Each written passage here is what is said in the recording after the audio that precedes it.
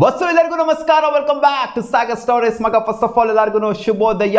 ಇವತ್ತಿನ ಮ್ಯಾಚ್ ಪ್ರಿವ್ಯೂಗೆ ಎಲ್ಲರಿಗೂ ಸ್ವಾಗತ. Mumbai Indians is taking on Punjab Kings. ಇವತ್ತು ಪಂಜಾಬ್ ಕಿಂಗ್ಸ್ ಅವರ ಹೋಮ್ ವೆನ್ಯೂಲಿ ಆಗ್ತಾ ಇರುವಂತಹ ಮ್ಯಾಚ್ ಮೊಹಾಲಿನಲ್ಲಿ. ಈ ವೆನ್ಯೂಲಿ ಆವರೇಜ್ ಫಸ್ಟಿಂಗ್ ಸ್ಕೋರ್ 160+ ಇದೆ.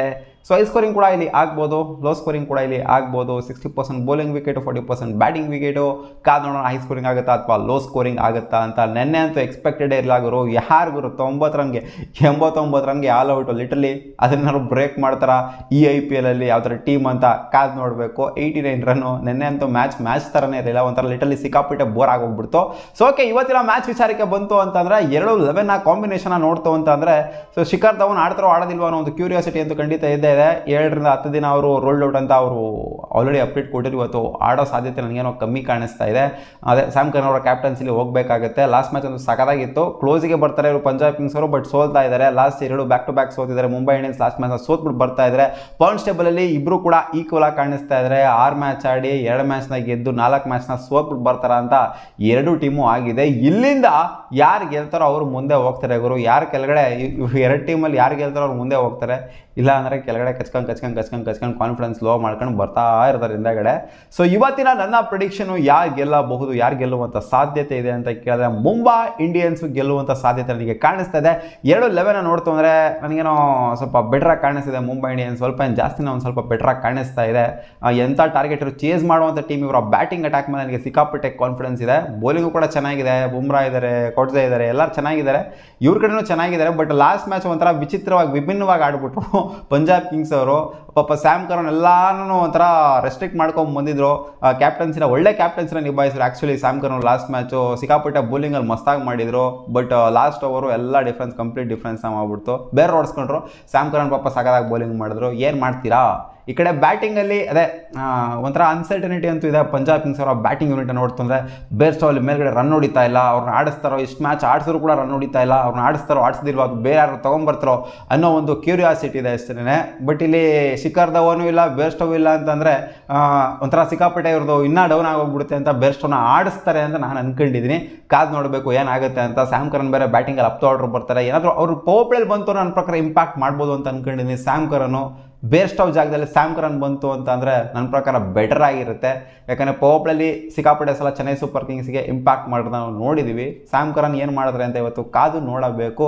ಜಾನಿ ಬೇರ್ಸ್ಟ್ ಅವ್ರ ಮೇಲೆ ಕಣ್ಣಂತೂ ಖಂಡಿತ ಇವತ್ತು ಇದ್ದೇ ಇರುತ್ತೆ. ಆಮೇಲೆ ಅಷ್ಟೋಷ್ಟು ಜೊತೆಗೆ Shashank Singh and Liam Livingston ಮೇಲೆ ಕಣ್ಣಂತೂ ಖಂಡಿತ ಇದ್ದೇ ಇರುತ್ತೆ. ಲಿಯಮ್ ಲಿವಿಂಗ್ಸ್ಟನ್ ಸೈಲೆಂಟ್ ಆಗಿಬಿಟ್ಟಿದ್ರೆ, ಏನೋ ಫಸ್ಟ್ ಸೀಸನ್ ಸ್ವಲ್ಪ ಹಾವಳಿ ಕೊಟ್ಟರು IPLಗೆ ಬಂದಾಗ, ಆಮೇಲೆ ಸೈಲೆಂಟ್ ಆಗೋಗ್ಬಿಟ್ಟಿದ್ದಾರೆ.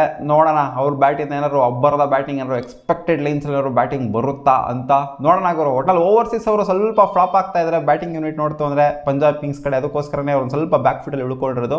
ಕಾದ್ ನೋಡೋಣ ಏನಾಗುತ್ತೆ ಅಂತ. ಇವತ್ತಿನ ನನ್ನ ಪ್ರಿಡಿಕ್ಷನು ಮುಂಬೈ ಇಂಡಿಯನ್ಸ್. ನಿಮ್ಮ ಪ್ರಿಡಿಕ್ಷನ್ ಯಾವುದು ಅಂತ ಕಾಮೆಂಟ್ ಸೆಕ್ಷನ್ ಕಾಮೆಂಟ್ ಮಾಡಿ ತಿಳಿಸಿ. ಸೊ ಓಕೆ, ಇನ್ನೂ ಒಂದು ಮ್ಯಾಟ್ರಿಗೆ ಬಂತು ಅಂದರೆ ಚಹಲ್ನ ನೆಗೆಟ್ ಮಾಡ್ತಾ ಇದ್ದಾರೆ BCCI ಅವರು. ಈಚೆಗಡೆ ತೆಗೆದಾಕ್ತಿರೋ ವರ್ಲ್ಡ್ ಕಪ್ ಸೆಲೆಕ್ಷನ್ ಇಂದ ಅವ್ರು ಏನೇ ಇಂಪ್ಯಾಕ್ಟ್ ಮಾಡಿದ್ರು. ಲಾಸ್ಟ್ ಇಯರ್ ಕೂಡ ಚೆನ್ನಾಗಿ ಇಂಪ್ಯಾಕ್ಟ್ ಮಾಡಿದ್ರು. ಲಾಸ್ಟ್ ಇಯರ್ ಕೂಡ ಸಖತ್ ನಂಬರ್ ಆಫ್ ವಿಕೆಟ್ಸ್ನ ತೆಗೆದಿದ್ರು. ಬಟ್ ಆದರೂ ಕೂಡ ವರ್ಲ್ಡ್ ಕಪ್ಪಿಗೆ ಸೆಲೆಕ್ಟ್ ಆಗಲಿಲ್ಲ.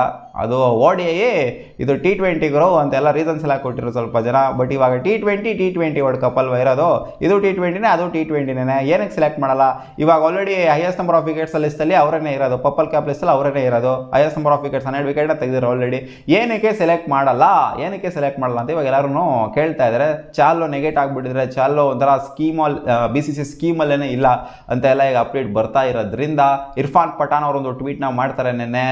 ಏನು ಗರ್ರೋ ಇದು, ಈ ಥರ ಎಲ್ಲ ಬರ್ತಾ ಇದೆ, ರೂಮರ್ಸ್ ಸ್ಪ್ರೆಡ್ ಆಗ್ತಿದೆ, ಚಾಲ್ ಸೆಲೆಕ್ಟ್ ಆಗೋದಿಲ್ಲ ಅಂತ.